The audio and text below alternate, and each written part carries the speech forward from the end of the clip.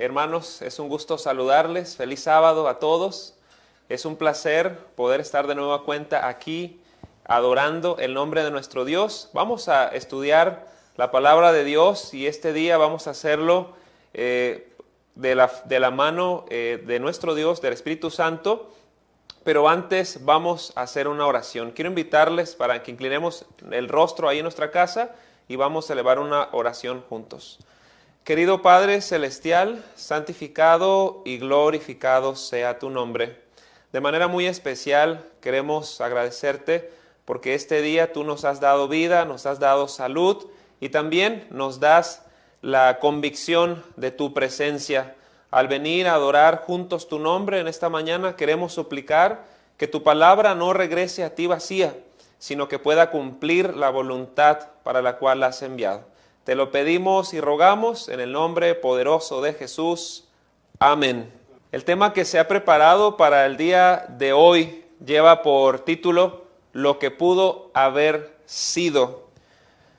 Esta es una expresión que se utiliza para referirnos a situaciones en las cuales el ideal para una persona, para una situación o para una cosa no se alcanzó. Y un dato curioso de la historia justamente ocurrió durante la Segunda Guerra Mundial. Hay una palabra muy conocida en el ambiente japonés que es la palabra mokusatsu. Resulta que un pequeño cambio en la interpretación de esta palabra japonesa tuvo consecuencias tan devastadoras que solo vamos a entender después de escuchar este relato. En 1945, Hitler está muerto o huye a Sudamérica, si a usted le gustan los cuentos, y los aliados se encuentran reunidos en Potsdam, Alemania. Acaban de enviar un ultimátum a Japón, donde básicamente le han dicho que si ellos no se rinden inmediatamente, sin ningún tipo de concesión, eso va a significar una pronta y completa destrucción del país oriental.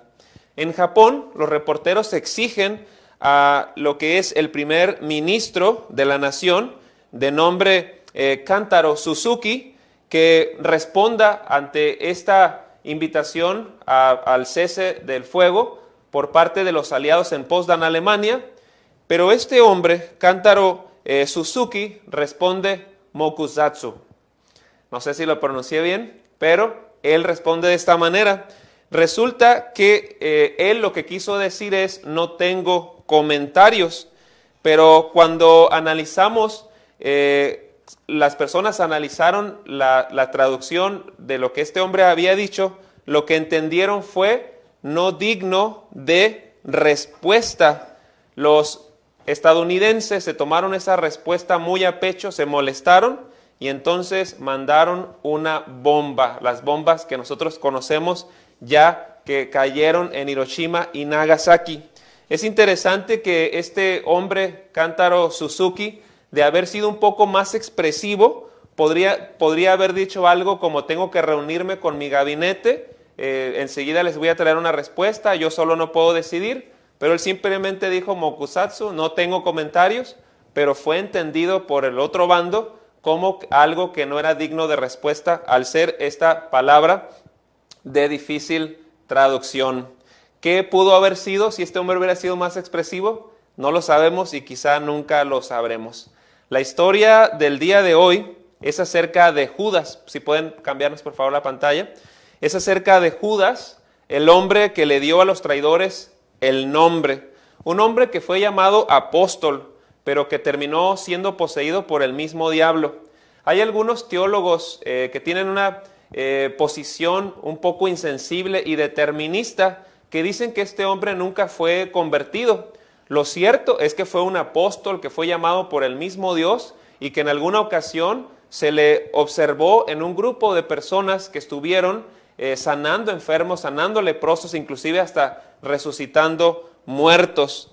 Vivió 3 años con Jesús y en este hombre tenemos un terrible ejemplo de lo que pudo haber sido, pero no fue. Hablemos un poco acerca de la elección y la comisión de este hombre, si me ayudan con la pantalla. Elección y comisión. La historia bíblica nos dice, y quiero invitarles a todos para que busquen en su Biblia, en el libro de Lucas, el capítulo 6, los versículos 12 y 3. Por favor, vamos a todos en este momento a abrir la palabra de Dios, el libro de Lucas, el capítulo 6, los versículos 12 y 3.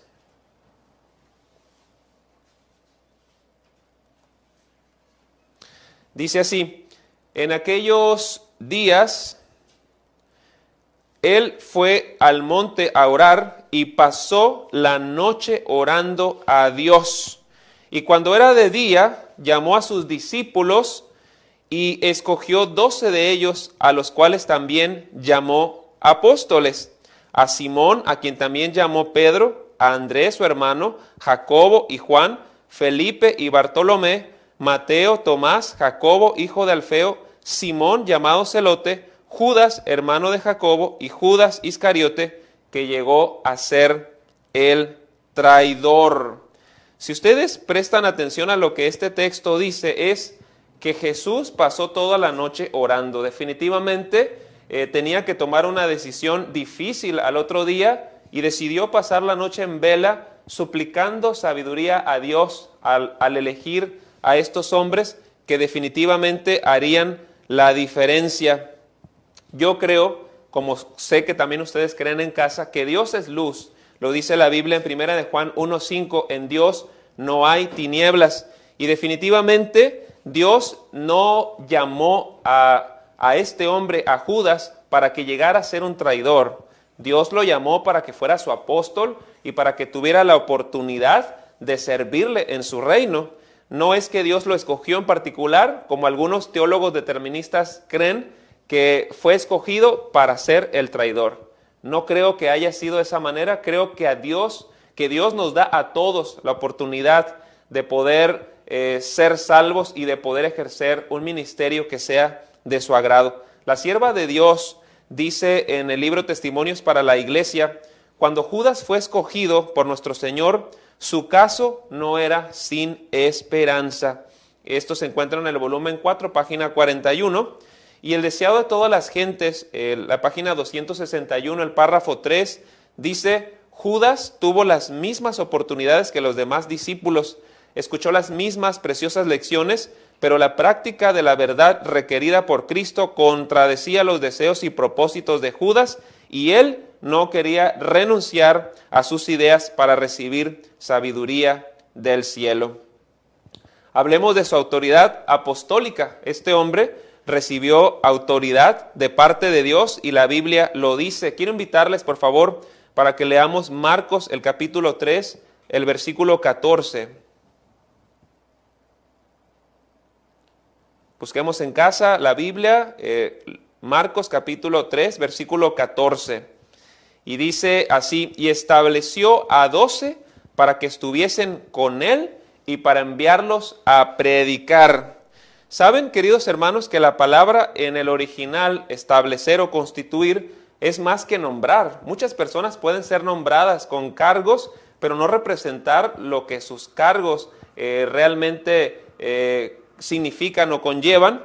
Pero la Biblia dice que Dios constituyó, estableció, y esto es más que nombrar. Quiere decir que cuando Dios escogió a sus 12 discípulos, incluyendo a Judas, de alguna forma convirtió sus corazones, hizo una obra especial en ellos para que pudieran estar aptos para trabajar en su obra. Notemos lo que dice Lucas, el capítulo 6, el versículo 16. Tengan su Biblia abierta porque vamos a estar leyendo diferentes textos y vamos a estar saltando de aquí para allá y de allá para acá. Lucas 6, 16. El texto dice: Judas, hermano de Jacobo, y Judas Iscariote, dice que llegó a ser el traidor. Si la Biblia dice que Judas llegó a ser el traidor, significa que no lo era originalmente. Comenzó bien, pero poco a poco sus intenciones fueron cambiando hasta llegar a transformarse en un impío. Sin embargo, la Biblia dice en Mateo 10, 7 al 8, que él estaba en el grupo de las personas que fueron y sanaron a enfermos e hicieron grandes maravillas. Vamos a leerlo juntos, por favor. Mateo capítulo 10, los versículos 7 y 8. Mateo capítulo 10, versículos 7 y 8. Dice así: y yendo, predicad diciendo, el reino de los cielos se ha acercado. Sanad enfermos, limpiad leprosos, resucitad muertos, echad fuera demonios, de gracia recibisteis, dad de gracia. Aquí nosotros vemos que claramente Judas estaba dentro del grupo de los apóstoles y también recibió esa misma comisión. No me imagino de ninguna forma que en el momento que todos los apóstoles fueron a predicar, a sanar enfermos, a sanar a los leprosos, a hacer toda esa suerte de milagros, Judas haya dicho, yo no voy a ir, yo me voy a quedar aquí. No, definitivamente creo que Judas estaba en ese grupo y participó de todas esas bendiciones. Y en cierta ocasión los apóstoles regresaron gozosos a causa de su éxito ministerial, hablando de las sanidades, de los milagros, inclusive diciendo que los demonios se sujetaban a ellos en el nombre de Jesús. Judas también estaba entre ellos. El punto que quiero resaltar es que el maestro dijo en aquella ocasión que no se alegraran por todo eso que estaban haciendo, sino porque su nombre, el nombre de todos ellos, estaba escrito en el libro de la vida, estaba escrito en los cielos. Y si el nombre de todos los apóstoles, todos los que estaban ahí, estaba escrito en el cielo, significa que también el de Judas lo estaba. Esto implica que es posible que nuestro nombre pueda estar escrito en el libro de los cielos el día de hoy, pero no está escrito indefinidamente ahí hasta el momento que nuestra vida termine o que bien Jesús regrese por segunda vez. Y esto tiene una razón. Ninguno de nosotros puede acabar la carrera cristiana hasta que verdaderamente se acabe. Es posible que nuestro nombre esté escrito hoy en el libro de la vida y nosotros podamos sentirnos confiados, ¿por qué no gozosos, contentos? Pero si descuidamos nuestra relación con Dios, descuidamos esos elementos importantes que nos van a llevar a tener una conexión, comunión con Dios, definitivamente nuestro nombre que está escrito en los cielos pueda ser quitado en algún momento. Este hombre, Judas, también recibió promesas específicas de Jesús, como leemos en Mateo 19, 28, 29. Vamos a buscarlo, por favor.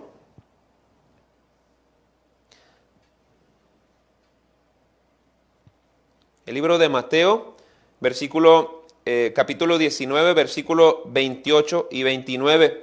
Dice, y Jesús les dijo, de cierto os digo, que en la regeneración, cuando el Hijo del Hombre se siente en el trono de su gloria, vosotros que me habéis seguido, también os sentaréis sobre 12 tronos para juzgar a las 12 tribus de Israel. ¿Notas lo que Jesús le dijo a Judas?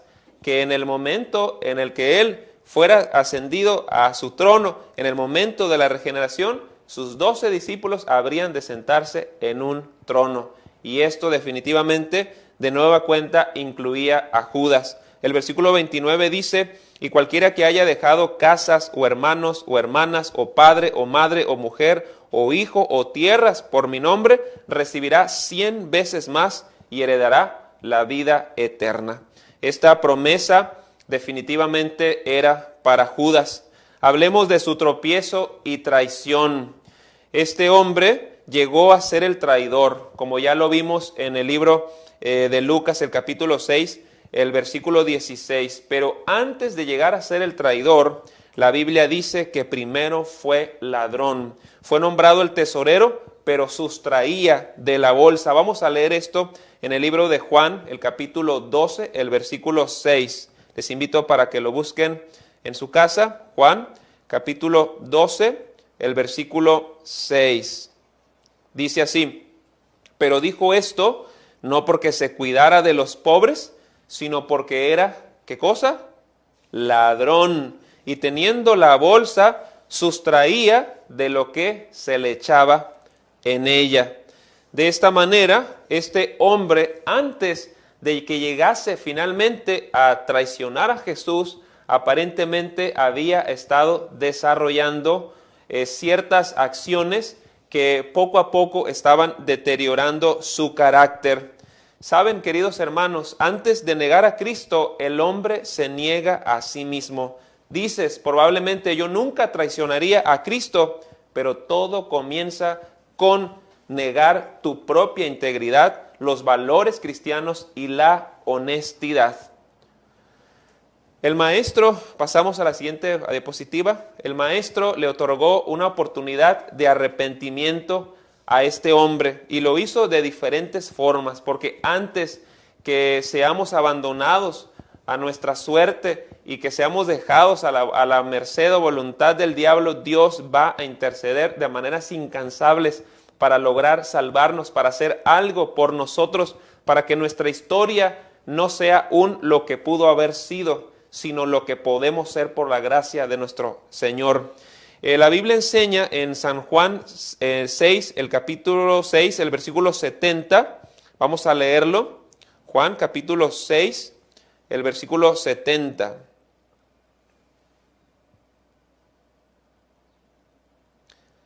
Dice así: Jesús le respondió: ¿no os he escogido yo a vosotros los 12, y uno de vosotros es el diablo?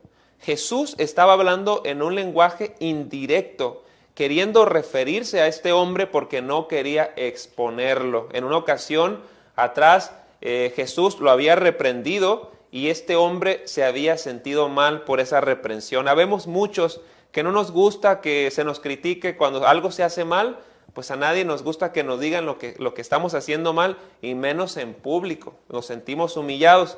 El caso de Judas fue semejante, se sintió humillado al ver cómo el Señor le reprendía. Sin embargo, la Biblia refiere que Jesús no descansó su trabajo con él. Precisamente es posible que fue con el discípulo que más haya trabajado para lograr rescatarlo. La Biblia nos enseña en San Juan 13, 1 al 11, que como el diablo ya había puesto en el corazón de Judas que lo entregase, aún así Jesús se levantó y le lavó los pies. ¿Te imaginas qué clase de amor, qué manifestación de parte de Jesús? Jesús sabía que había un traidor, que había una persona ahí de su grupo que estaba poseída por el diablo y que finalmente habría de entregarlo. ¿De qué otra manera más clara Jesús podía decirle que había otro camino que lavándole los pies? ¿Saben cuál era el problema de Judas? Judas era un revolucionario. Algunas personas comentaristas dicen que pertenecía a una tribu llamada de los celotes, a un grupo especial de personas que creían en que no debían estar más subyugados al imperio romano y que la gloria del antiguo Israel tenía que resurgir en sus días, y qué mejor que a través de la profecía, el cumplimiento de un Mesías. Judas creía sinceramente que Jesús era el Mesías, pero no estaba de acuerdo con el planteamiento de Jesús. Decía, ¿por qué es tan pasivo? ¿Por qué si tiene tanto poder? ¿Por qué no lo muestra? ¿Por qué no lo manifiesta? Algunos comentaristas dicen que cuando Judas entregó a Jesús, realmente no estaba esperando que lo matasen. Lo que él estaba esperando es que al verse atrapado por las circunstancias, Jesús revelara su verdadero poder y pudiese entonces liberar a lo que es el pueblo de Israel. Evidentemente esto tenía una connotación de interés para Judas, porque si Jesús ascendía al trono, pues se cumpliría más rápido la promesa de que él también estaría en un trono y sería una persona importante. Definitivamente Judas no conocía la voluntad de Jesús al respecto, y cuando Jesús viene y le lava los pies, ¿qué le estaba diciendo? Judas, mi reino no es de este mundo, mi estilo no es como el tuyo, yo no he venido a establecerme aquí por la fuerza, porque de haber sido así, pues desde cuándo esto se hubiera acabado. Mi estilo es este: el mayor tiene que servir al menor, tienes que ser humilde, tienes que ser diferente, tienes que ser como yo.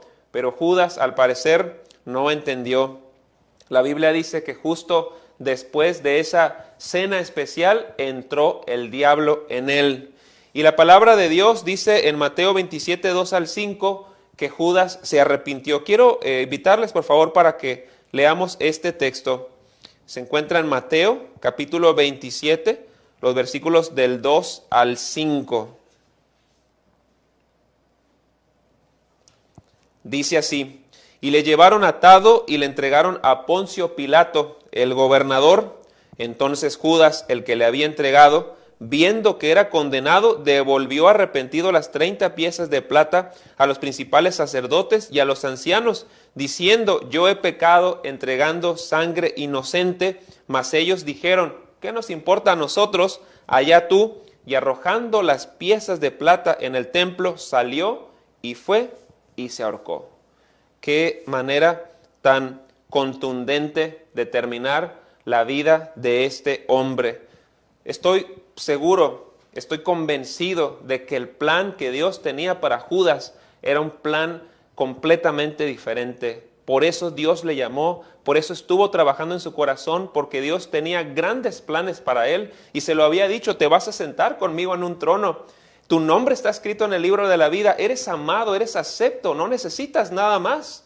Sin embargo, la palabra de Dios nos dice que Judas fue un maravilloso caso, un terrible caso, que digo maravilloso, de una persona que pudo haber sido algo grande, algo diferente, que pudiese traer honra y gloria al nombre de Dios, pero no lo fue. El determinismo es un paradigma que muchas personas tienen arraigado y consiste en la creencia de que el código genético determina cómo actuar, o que las fallas de nuestros padres debilitan nuestras posibilidades, o que el entorno social debilita nuestra posibilidad de cambiar. Esto lo dice el autor Stephen Covey. ¿Saben? La realidad, queridos hermanos, es que habemos muchos de nosotros que inconscientemente creemos que algunos estamos determinados para salvarnos, determinados para perdernos, o bien determinados a tener éxito o determinados a fracasar. Inconscientemente decimos: ay, es que él tiene eso, es que él tiene este talento, es que él le ayudaron sus padres, es que tenemos pretextos para creer, para abanderar esta idea determinista que de paso no es bíblica. Porque lo que sí es bíblico es que a todos Dios nos concede por igual la oportunidad de salvación, pero sí hay alguien que definitivamente tuvo la oportunidad, no solo la oportunidad, sino el entrenamiento por el principal coach divino, fue justamente Judas. Ninguna otra persona puede tener ninguna excusa, ningún otro pretexto como es Judas, porque tuvo al principal líder, recibió las más hermosas lecciones, el mejor ejemplo, ninguna falla, no tenía nada que achacarle a Jesús. Es que tú te equivocaste aquí, es que tú no representas, no vives lo que dices. Tuvo al mejor maestro, al mejor líder, y aún así se dice de él lo que pudo haber sido.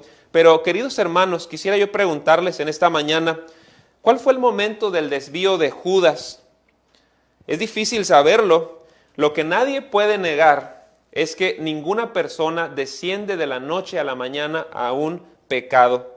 Muchos de nosotros albergamos esa idea inconscientemente de que algunos hemos nacido para perdernos y otros para salvarnos. No importa lo que hagamos, nada va a cambiar eso. Pero no es así, queridos hermanos. Algo anda definitivamente mal si creemos que Judas o cualquier persona que se haya visto sumida en el pecado descendió ahí solo por una cuestión de suerte o bien del azar. No, queridos hermanos, nadie desciende de la noche a la mañana al pecado, nadie se perturba de esa forma de un día para otro. En realidad nosotros somos seres de hábitos, hábitos que se forman por la suma de las numerosas pequeñas decisiones que tomamos cada día. Y en este respecto, los pensamientos casi siempre terminan convirtiéndose en acciones, las acciones en hábitos, los hábitos en carácter y el carácter en el destino. Tenemos el caso de Rocky Balboa. Estamos acostumbrados a la inmediatez al ver el resumen fulminante de una vida de esfuerzo o de victoria en las secuencias cinematográficas, que creemos que las grandes cosas de la vida se resuelven de una forma muy, muy sencilla. Definitivamente, creo que cada uno de nosotros hemos visto en algún momento, en alguna circunstancia, este video de Rocky Balboa. Quizá a algunos millennials no les tocó verlo, a lo mejor los de la generación X recuerdan estas películas, no sé. Aquí veo a varios que se sonríen. Ese entrenamiento de este hombre que fue muy motivador con la musiquita tan, tan, tan, tan, o bueno, no sé si es esa, pero él corriendo por las vías, colgándose, haciendo un montón de lagartijas, y cuando terminaba pues ya era un campeón de boxeo, estaba listo para derribar al que sea. Y de alguna forma el ver esas secuencias tan rápidas nos hace creer que podemos conseguir el éxito de manera rápida, que cualquier cosa que nosotros querramos, pues solo ocupamos 5 minutos de motivación de un video y lo vamos a lograr. Así como eso es verdad para alcanzar cosas buenas, también es verdad para hacer cosas malas. Definitivamente esa secuencia de 5 minutos de Rocky Balboa resume meses o años de entrenamiento, que en este caso pues le llevó a ser un campeón en la película. Daniel Javif dice en su libro Inquebrantables que nos convertimos en los 5 pensamientos más constantes que tenemos, y que de hecho esos pensamientos le dan visión a nuestra vida, le dan forma a ella. Así que quiere decir que todo inicia con un pensamiento.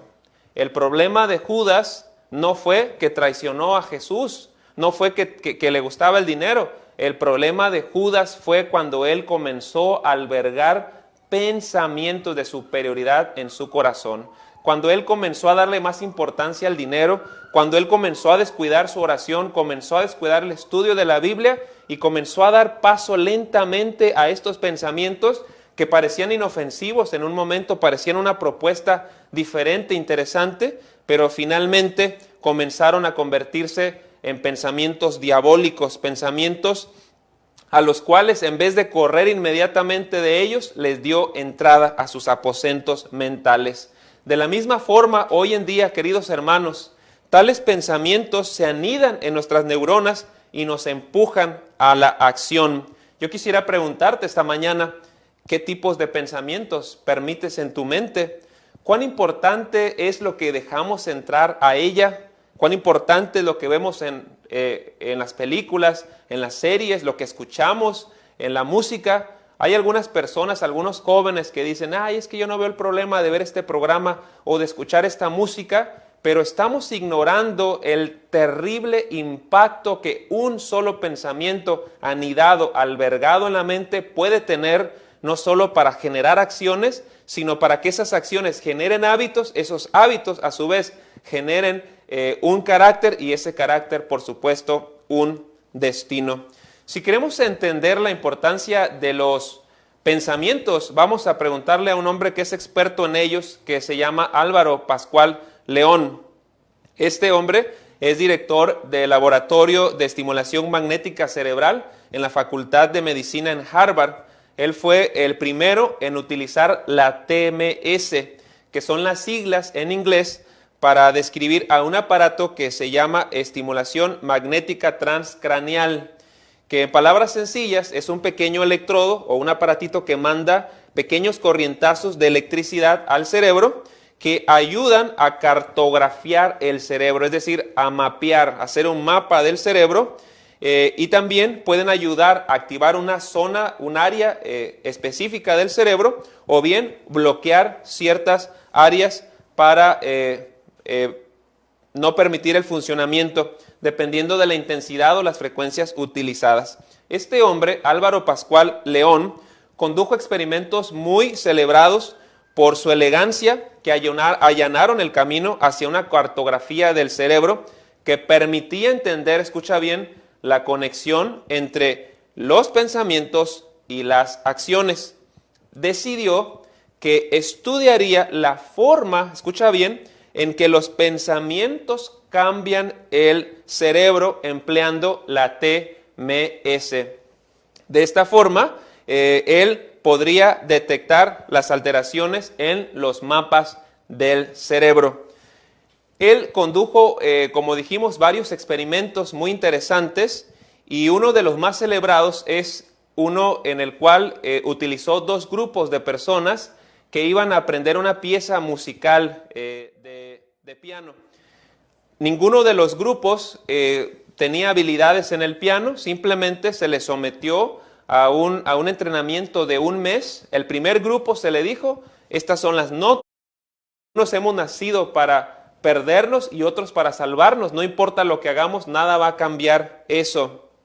Pero no es así, queridos hermanos, algo anda definitivamente mal si creemos que Judas o cualquier persona que se haya visto sumida en el pecado descendió ahí solo por una cuestión de suerte o bien del azar. No, queridos hermanos, nadie desciende de la noche a la mañana al pecado, nadie se perturba de esa forma de un día para otro. En realidad nosotros somos seres de hábitos, hábitos que se forman por la suma de las numerosas pequeñas decisiones que tomamos cada día. Y en este respecto, los pensamientos casi siempre terminan convirtiéndose en acciones, las acciones en hábitos, los hábitos en carácter y el carácter en el destino. Tenemos el caso de Rocky Balboa. Estamos acostumbrados a la inmediatez al ver el resumen fulminante de una vida de esfuerzo o de victoria en las secuencias cinematográficas, que creemos que las grandes cosas de la vida se resuelven de una forma muy, muy sencilla. Definitivamente, creo que cada uno de nosotros hemos visto en algún momento, en alguna circunstancia, este video de Rocky Balboa. Quizá a algunos millennials no les tocó verlo, a lo mejor los de la generación X recuerdan estas películas, no sé, aquí veo a varios que se sonríen. Ese entrenamiento de este hombre que fue muy motivador con la musiquita tan, tan, tan, tan, o bueno, no sé si es esa, pero él corriendo por las vías, colgándose, haciendo un montón de lagartijas, y cuando terminaba pues ya era un campeón de boxeo, estaba listo para derribar al que sea. Y de alguna forma el ver esas secuencias tan rápidas nos hace creer que podemos conseguir el éxito de manera rápida, que cualquier cosa que nosotros querramos, pues solo ocupamos 5 minutos de motivación de un video y lo vamos a lograr. Así como eso es verdad para alcanzar cosas buenas, también es verdad para hacer cosas malas. Definitivamente esa secuencia de 5 minutos de Rocky Balboa resume meses o años de entrenamiento, que en este caso pues le llevó a ser un campeón en la película. Daniel Javif dice en su libro Inquebrantables que nos convertimos en los 5 pensamientos más constantes que tenemos, y que de hecho esos pensamientos le dan visión a nuestra vida, le dan forma a ella. Así que quiere decir que todo inicia con un pensamiento. El problema de Judas no fue que traicionó a Jesús, no fue que le gustaba el dinero. El problema de Judas fue cuando él comenzó a albergar pensamientos de superioridad en su corazón. Cuando él comenzó a darle más importancia al dinero, cuando él comenzó a descuidar su oración, comenzó a descuidar el estudio de la Biblia y comenzó a dar paso lentamente a estos pensamientos que parecían inofensivos, en un momento parecían una propuesta diferente, interesante, pero finalmente comenzaron a convertirse en pensamientos diabólicos, pensamientos a los cuales en vez de correr inmediatamente de ellos, les dio entrada a sus aposentos mentales. De la misma forma, hoy en día, queridos hermanos, tales pensamientos se anidan en nuestras neuronas y nos empujan a la acción. Yo quisiera preguntarte esta mañana, ¿qué tipos de pensamientos permites en tu mente? ¿Cuán importante es lo que dejamos entrar a ella? ¿Cuán importante es lo que vemos en las películas, en las series, lo que escuchamos, en la música? Hay algunas personas, algunos jóvenes que dicen, ay, es que yo no veo el problema de ver este programa o de escuchar esta música, pero estamos ignorando el terrible impacto que un solo pensamiento anidado, albergado en la mente puede tener, no solo para generar acciones, sino para que esas acciones generen hábitos, esos hábitos a su vez generen un carácter y ese carácter, por supuesto, un destino. Si queremos entender la importancia de los pensamientos, vamos a preguntarle a un hombre que es experto en ellos, que se llama Álvaro Pascual León. Este hombre es director del Laboratorio de Estimulación Magnética Cerebral en la Facultad de Medicina en Harvard. Él fue el primero en utilizar la TMS, que son las siglas en inglés para describir a un aparato que se llama estimulación magnética transcraneal, que en palabras sencillas es un pequeño electrodo o un aparatito que manda pequeños corrientazos de electricidad al cerebro que ayudan a cartografiar el cerebro, es decir, a mapear, a hacer un mapa del cerebro, y también pueden ayudar a activar una zona, un área específica del cerebro, o bien bloquear ciertas áreas para no permitir el funcionamiento, dependiendo de la intensidad o las frecuencias utilizadas. Este hombre, Álvaro Pascual León, condujo experimentos muy celebrados por su elegancia, que allanaron el camino hacia una cartografía del cerebro que permitía entender, escucha bien, la conexión entre los pensamientos y las acciones. Decidió que estudiaría la forma, escucha bien, en que los pensamientos cambian el cerebro empleando la TMS. De esta forma, él podría detectar las alteraciones en los mapas del cerebro. Él condujo, como dijimos, varios experimentos muy interesantes, y uno de los más celebrados es uno en el cual utilizó dos grupos de personas que iban a aprender una pieza musical de piano. Ninguno de los grupos tenía habilidades en el piano, simplemente se les sometió a un entrenamiento de un mes. El primer grupo se le dijo: estas son las notas y ustedes van a tocar físicamente el piano y van a aprenderla. Después del mes, estas personas podían tocar estas notas sin ningún problema.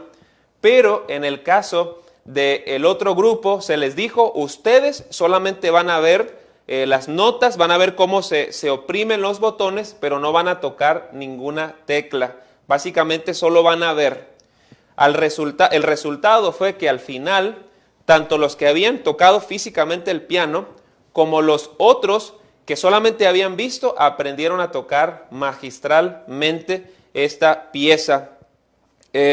Esto se encuentra en el libro de Norman Deutsch, El cerebro se cambia a sí mismo, el capítulo 8, que lleva por título La imaginación. De esta manera, este hombre descubrió que hay una increíble relación entre el pensamiento y las acciones, llegando a ser básicamente el mismo motor operacional en el cerebro, tanto para el pensamiento como para las acciones. Pero, ¿qué me dicen de Anatoly Sharansky? Este hombre fue un activista, o es un activista de derechos humanos, es un judío especializado en las computadoras. Fue acusado falsamente de espiar a los Estados Unidos en 1977 y tuvo que pasar 9 años de su vida en la cárcel por estas circunstancias. Pero desde que él puso el primer pie en el reclusorio, él dijo: no voy a permitir que mi mente se degrade. ¿Y sabes qué hizo? Decidió jugar ajedrez mental todos los días durante los 9 años que estuvo ahí. Así como lo has escuchado, ajedrez mental. Algunos de nosotros batallamos para jugar el ajedrez físico. Ahora imagínate recordar cada uno de los movimientos, y obviamente jugaba contra sí mismo, de la otra parte del tablero y de la parte que él está pues tratando de maniobrar. Cuando él salió de la cárcel, el campeón Garry Kasparov de ajedrez lo buscó porque había escuchado de esas destrezas mentales que él hacía, porque quería vencerlo, y adivinen qué, no pudo vencerlo.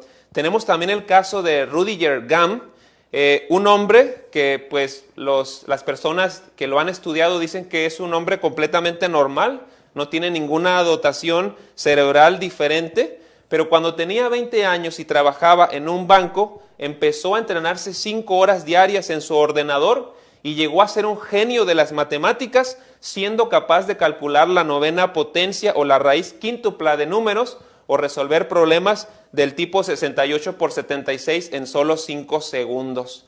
Tenemos un caso más que son los doctores Wang Yue y Kelly Coles.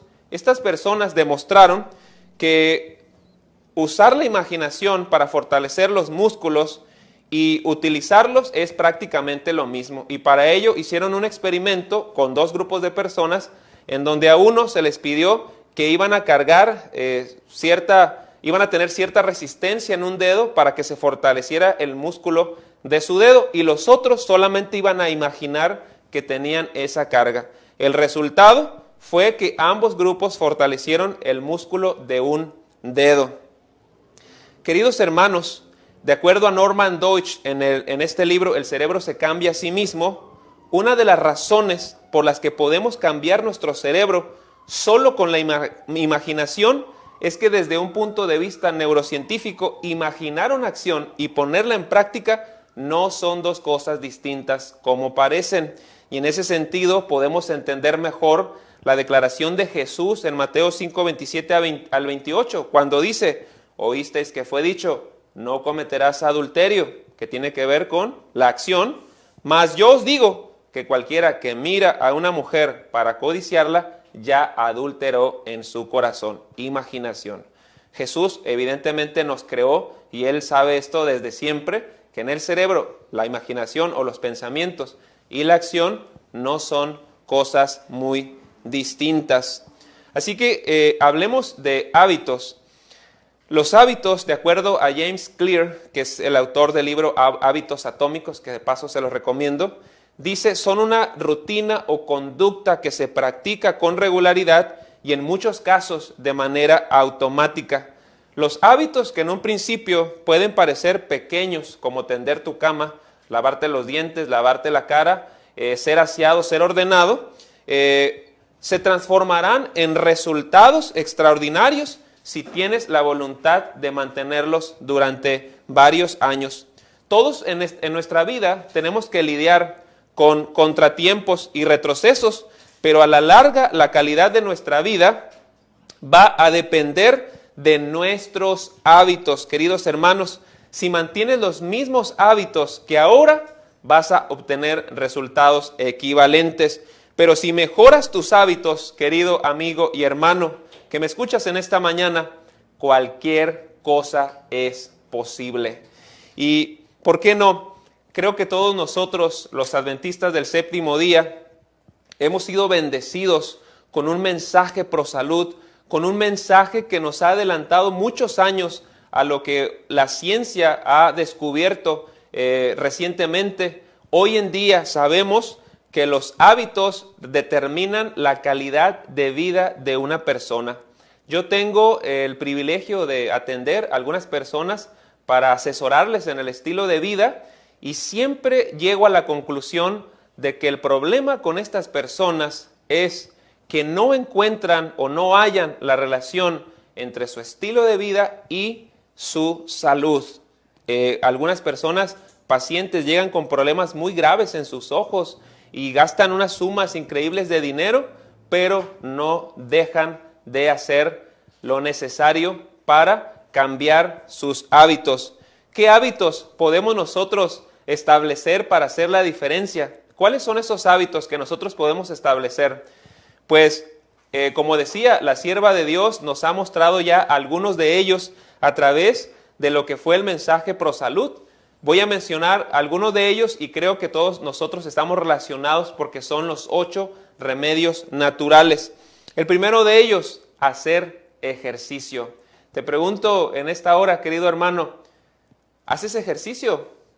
¿Qué diferencia habría en tu vida si adquirieras este hábito de hacer ejercicio? Tomar agua. Conozco muchas personas que me dicen: ay, es que nada más me pasa el agua, me dan ganas de vomitar. Evidentemente algo anda muy mal, porque definitivamente el agua, pues que yo sepa, no tiene sabor. No deberían dar ganas de vomitar al probar el agua, pero eso habla de que estas personas tienen tan mal entrenadas o dañadas sus papilas gustativas que aún el agua les da ganas de vomitar. ¿Qué pasaría si de repente dijéramos: vamos a desarrollar el hábito de tomar agua, o de comer sanamente, o de ser temperantes, que es el uso moderado de lo bueno y la abstinencia completa de lo malo? Si sabes que hay algo que te está haciendo daño, ¿por qué comerlo? ¿Por qué tomarlo? Conozco personas que me dicen, es que no puedo dejar el café, es que no puedo dejar las bebidas azucaradas. No voy a decir nombres, ¿verdad?, para no hacer promoción, pero yo sé que ustedes saben a cuál me refiero. Espero no tengan una ahí en la mesa. Así que definitivamente podemos nosotros adquirir estos hábitos que son los 8 remedios naturales. Dormir bien. ¿Cuántas personas no se quedan hasta altas horas de la noche, pues dizque chateando, dizque arreglando cosas, pero realmente no están haciendo nada? La noche, señores y señoras, se hizo para dormir. Tenemos que descansar y nuestro cuerpo lo va a agradecer. ¿Y qué de respirar aire puro? Vivimos en una ciudad en donde fácilmente, si salimos unos cuantos kilómetros, podemos encontrar lugares en donde podemos respirar un aire puro, un aire agradable. Exposición a la luz solar definitivamente es otro buen hábito que podemos encontrar, y sobre todo la confianza en Dios, que se manifiesta a través de la oración, del estudio de la Biblia y de compartir la palabra de nuestro Dios. Y aparte de esos hábitos hay otros más, como leer. ¿Cuántos libros has leído este año? Hay muchas personas que dicen que los mexicanos no leemos, que leemos un libro al año. ¿Será que es verdad?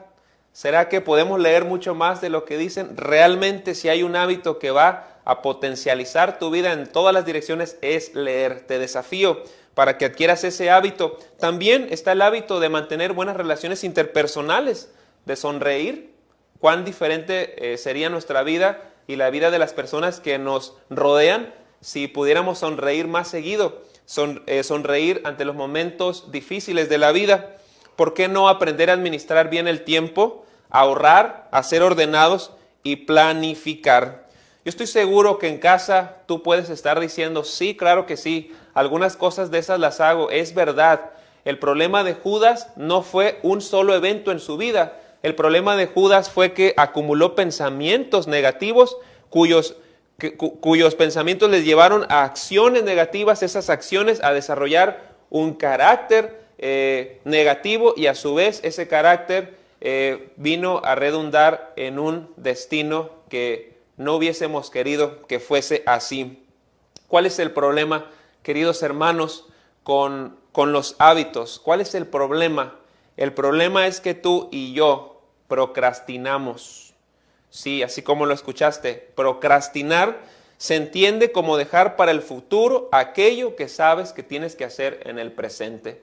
Son muchas las personas que dicen, mañana voy a comenzar, o ya el lunes, o mejor el mes que viene para agarrar el mes completo. O muchos otros que dicen, ya que venga el otro año, 2021, este vino bien emproblemado, no nos ha dado chance de hacer nada, ya para el otro año comenzamos. ¿Por qué esperar? Hoy puedes empezar con cualquiera de los hábitos que te he dicho.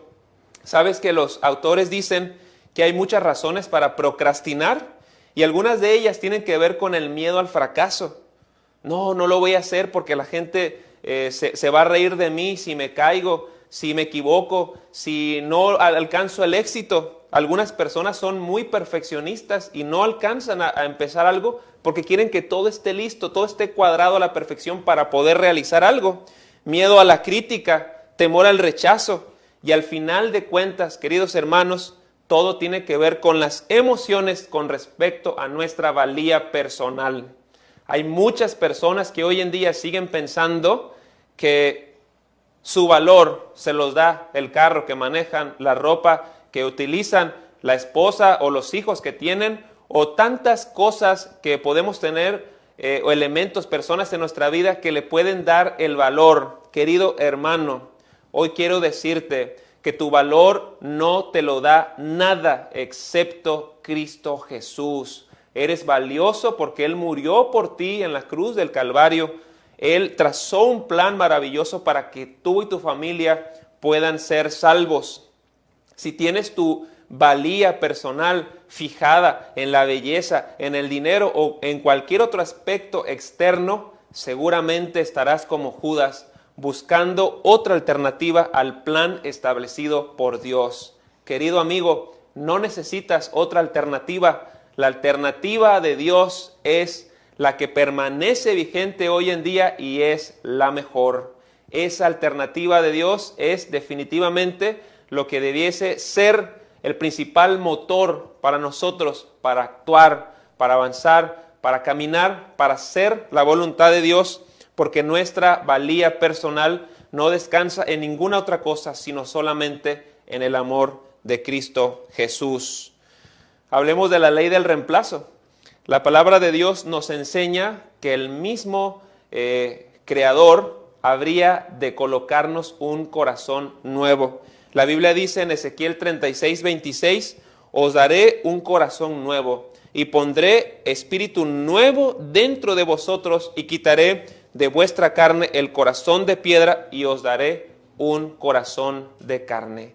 Si tienes problemas de carácter, si tienes hábitos arraigados en tu vida que te parece difícil quitarlos, quiero decirte en esta hora, querido hermano, que es momento de reemplazar todos esos pensamientos negativos, todos esos pensamientos basura, todas esas circunstancias adversas del pasado que siguen guiando tu vida de alguna manera.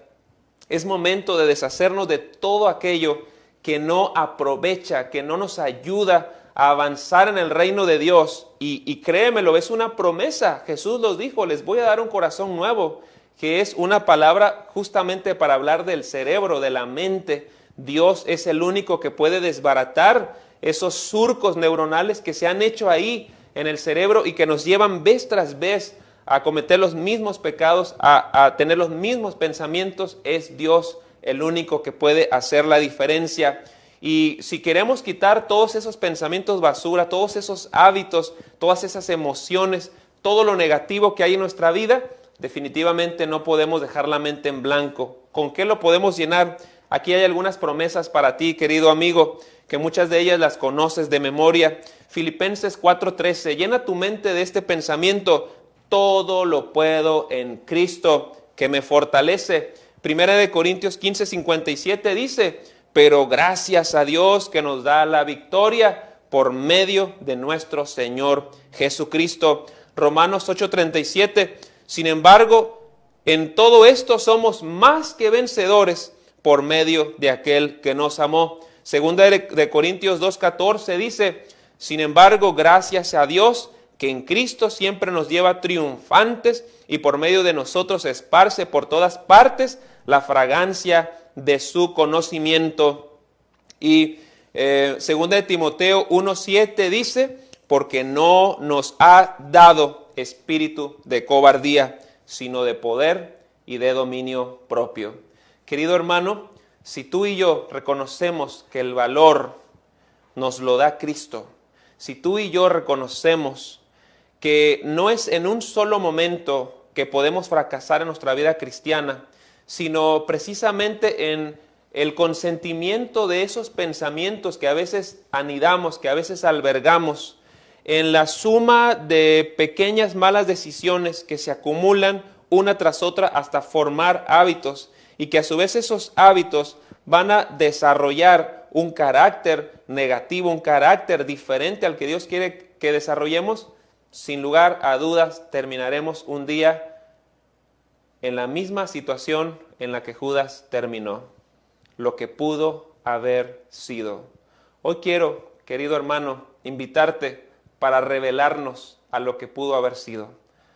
Que no se diga de ti y de mí en nuestro epitafio: fue una gran persona, pero no alcanzó el objetivo de Dios. Fue un gran ministro, un gran contador, un gran ingeniero, un gran licenciado, fue un gran esposo, pero no entró al reino de los cielos. Hoy te invito, querido hermano, a que no pensemos en la inmediatez de la vida, en la inmediatez para alcanzar resultados, sino para que verdaderamente entendamos la importancia de los pensamientos y las acciones para trazar el carácter y el destino de una persona. Hoy quiero invitarte para que te pongas de pie ahí en el lugar en donde estás y puedas decirle a Jesús: Jesús, hoy reconozco que soy una persona de hábitos y es posible que mis hábitos no sean los adecuados. Hoy quiero pedirte que me des un corazón nuevo, que me des una voluntad más férrea, más fuerte, capaz de deshacerme de todo lo que no te agrada